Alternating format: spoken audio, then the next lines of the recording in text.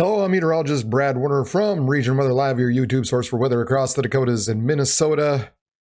And I know this isn't what you want to hear. It's not what I want to report, but we've got more snow along the way.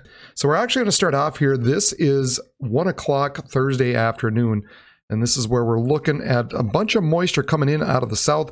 We're going to start the southern parts of Minnesota off as rain. And then we're going to be developing some snow across the northern portions of Minnesota and into eastern parts of North Dakota. That moisture and rain continues to lift northward. We continue to have some rain across portions of southern Minnesota, perhaps even leaking into South Dakota.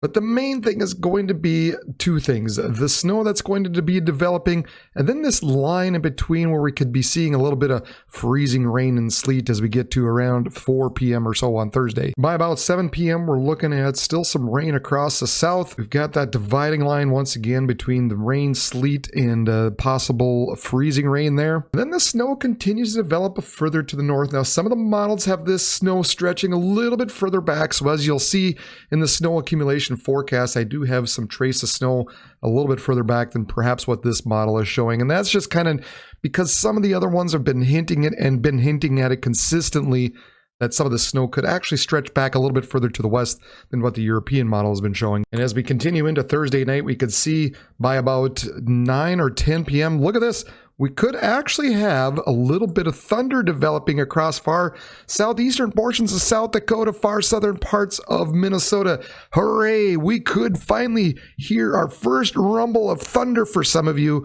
across the far south here in March. But of course, further north, we're still continuing to look at that snow, and especially across northern parts of Minnesota, particularly in the northeast here as we get to around that, again, that 10 p.m. time frame. Now, after midnight, we continue to see some rain, perhaps some thunder down in the south.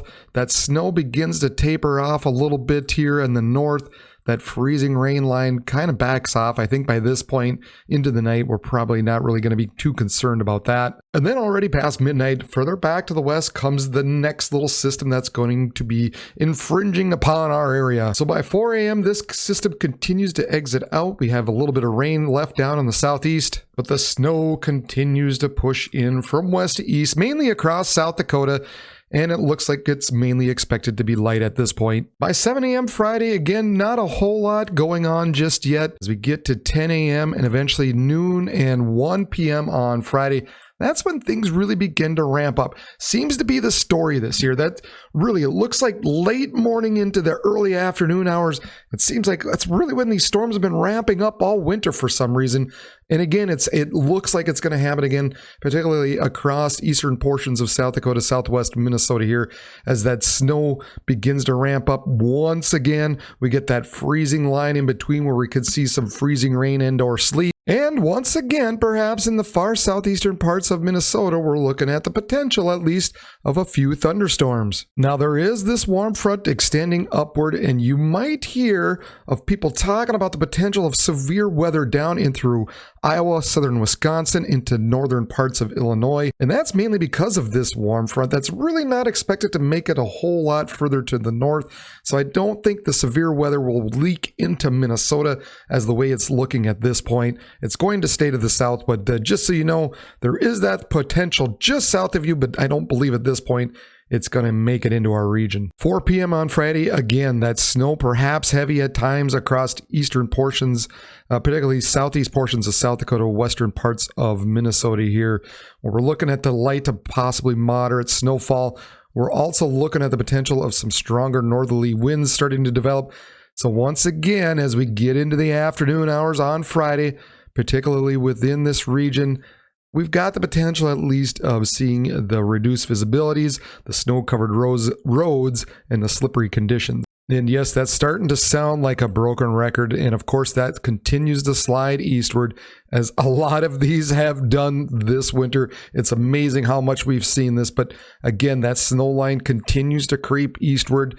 That rain, perhaps some thunder developing, and then that in-between mode where we've got the potential of freezing rain and probably some sleet. I mean, I think if we do have some thunder going on in there, And as this moisture continues to wrap around and slam into the colder air, a little more likely we could probably see some sleet within this region. And of course, the other potential is not only moderate, perhaps some slivers of heavy snow within some of these bands as well, just due to the amount of moisture content and the amount of lift going on. So as we move along into Friday evening by 9 or 10 p.m., that snow begins to continue to push eastward into southeastern parts of Minnesota. We continue to have plenty of lift where we've got just the sliver of rain. Perhaps by this point, it's going to be really hard to tell by this point exactly if it's still going to remain rain or be switching over to the sleet and or heavy snow. In fact, wouldn't completely rule out for some of you down in the southeast here, you could even hear a little bit of thunder snow. Who knows? And it could fall heavy enough. So if this does indeed fall the way this particular model is showing, it's going to get interesting as we get into Friday evening down in the southeast. By Friday night after midnight, that snow continues down in the southeastern portions of Minnesota. And then beyond that, 4 a.m. and 7 a.m., that snow is out of the region. Now, I will say that first storm coming late Thursday into Thursday night, more confidence associated with that one. So I'm going to show you the expected snow accumulation with that here in a bit. But the secondary storm, the one Friday into Friday night, that one's got a lot of variability left to that one. That one, the models are really still remain all over the place. So I don't have a lot of confidence in that one just yet. So take what I said Friday into Friday night with a little bit of grain of salt, just because there's still a lot that needs to be resolved out on that one just yet.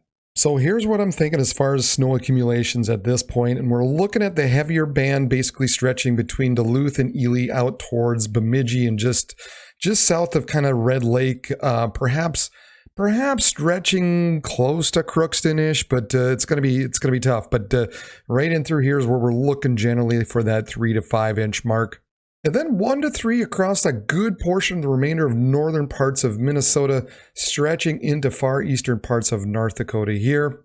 And then this area that I mentioned earlier, where I'm going to stretch back that trace to 1 inch in across North Dakota, as there's been some hints that some of this snow could develop a little bit further back to the west. And who knows, we might even need to stretch this 1 to 3 back into some areas. Where exactly, that's probably needs to be detailed out just a little bit. We got another day here to figure things out, but just keep that in mind. So for now, this is kind of what we're looking at as far as snow accumulations. And one other thing to mention that I'll kind of flush out a little more tomorrow is the potential as we go through Thursday night of some gustier northwest winds, particularly kind of from that Devil's Lake to James River Valley region into the Red River Valley. There's the potential of seeing some stronger northwesterly winds as we go through Thursday night. So, of course, that could create some slippery road conditions in through that region as well. Of course, I talked about that potential for seeing some freezing rain associated with this as we go into Thursday night. And in this pinkish area is where I think's got the best chance for seeing that freezing rain occur, especially across portions of central and east central parts of Minnesota. Maybe not as much back here, but there's that chance anyway that some of that could extend a little bit further back to the west. So I want to make sure and include you guys back in that Huron, Watertown-ish area. But ultimately, I think we're looking more so into Minnesota, probably just north of the Twin Cities and probably just south of Duluth. And as far as that secondary system, Friday into Saturday morning, here at this point where I think has the best chance of seeing over 6 inches of snow in this yellow area. So just kind of grazing Pierre and including Chamberlain and Sioux Falls up through the Twin Cities and just kind of touching Duluth, south of Alexandria. All of you in through the yellow here.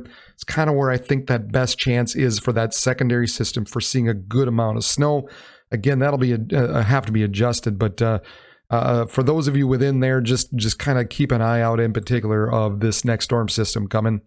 For those of you in green, kind of that secondary chance, and of course, reaching down into southeastern parts of Minnesota, just because there is that potential for seeing that heavy snow later in the night, Friday night into early Saturday morning, just before it exits out. So again, this all needs to be adjusted, but this is kind of our best chance for seeing over the 6 inch mark as far as snowfall totals go. And unfortunately, with this secondary system Friday into Friday night, where we are expecting that snowfall to occur, we're also going to be dealing with the stronger northwesterly winds. Look at this. Gusts of 40, possibly even 50 miles per hour across eastern parts of South Dakota, southern parts of Minnesota. So wherever it does fall, wherever the snow does fall, you couple the winds with that, and boy, things are they're going to get messy Friday, late Friday into Friday night. So it's going to be just obviously just a bad start to the weekend for those of you down there. And it's something we don't want to hear. We've heard a lot of this over the winter and we don't want to hear it anymore. But unfortunately, here we are again. We're probably going to have just really, really messy roads, perhaps even some road closures here as we get into Friday night, depending on how exactly this storm works out. And I don't know if you even want me to tell you, but we continue to be into this active pattern. Next week, there are indicators of another big storm affecting the region next week, way out there. Take it with a grain of salt. I've probably beaten that wording like a dead horse this year. Take it with a grain of salt, but there's that potential as we get into next week. So boy, we can't get out of this winter, unfortunately. And you know what's going to happen is we're sitting below temperatures, below average for temperatures. And eventually it's going to snap, right? And we've got all this snow on the ground and we're sitting below average. And eventually like that, we're going to see 50s and 60s just because we have to, because we're getting into April and eventually May, and the snow is going to go somewhere. So flooding is going to be, I think, a problem for many areas. So I think we have a very interesting spring ahead of us, unfortunately. So we'll continue to monitor it. If you haven't done so already, make sure you subscribe, hit the subscribe button down below, hit the bell button right next to it so you're notified whenever I do upload a video just like this. And you also know when I'm on live during the winter storms, especially the bad winter storms, I'll be on live. And then, of course, if we ever get there, you'll see me on live for severe weather throughout the summer as well. And hopefully we can get there. Hopefully sooner than later. Well, we're all getting sick of this, right? All right. So for Region Weather Live, I'm meteorologist Brad Warner. And everybody, have a good day.